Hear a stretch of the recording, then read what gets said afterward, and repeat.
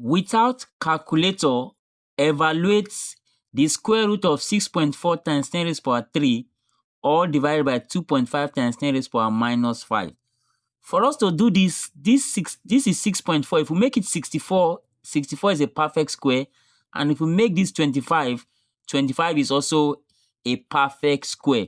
So I can simply write this as 64. By the time I make it 64, that means I have moved the decimal point to the right once.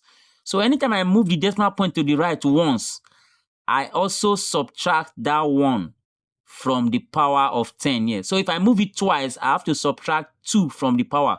But since I'm moving it once, I subtract 1 from the power of 10.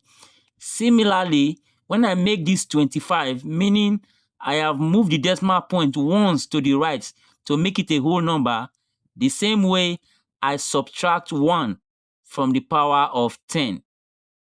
So this will now take me to the level of 64 all over 25 times 10 raised to power 2, because 3 minus 1 is 2, all divided by 10 raised to power minus 6, because minus 5 minus 1 will give us minus 6. Then I can continue here and say the square root of 64 over 25, that means separating them now, times the square root of 10 raised to the power 2. Now, when this, according to indices, when you have division like this, you subtract powers.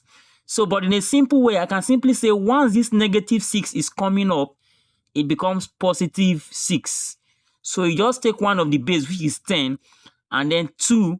If this is negative, when it comes up, it becomes positive. If this is positive, when it comes up, it becomes negative. But here now it is negative. So when it comes up like this, it becomes positive. So I now have the square root of 64 is simply 8. And the square root of 25 is 5.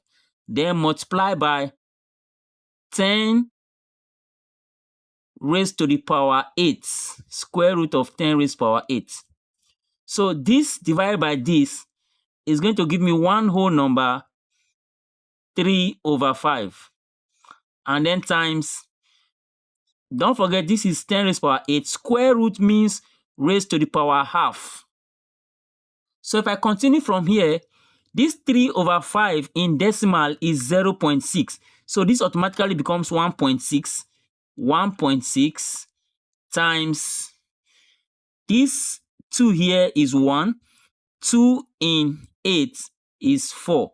So I have times 10 raised to the power 4. And I can leave my answer like this.